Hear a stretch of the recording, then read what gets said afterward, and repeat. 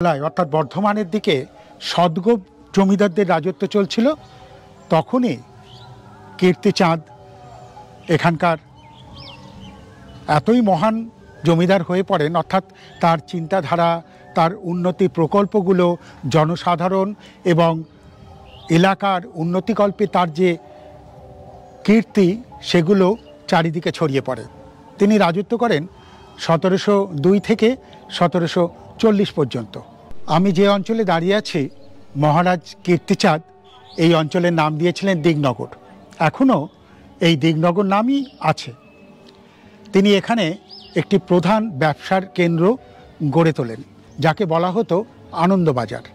সেখানে কি কি ব্যবসা হতো? গুড়, রেশম, সুতিবস্ত্র, তুলো, কাঁসা এবং পিতলের বাসন ইত্যাদি নিয়ে এখানে জমজমাট ব্যবসা কেন্দ্র হয়ে উঠেছিল। এই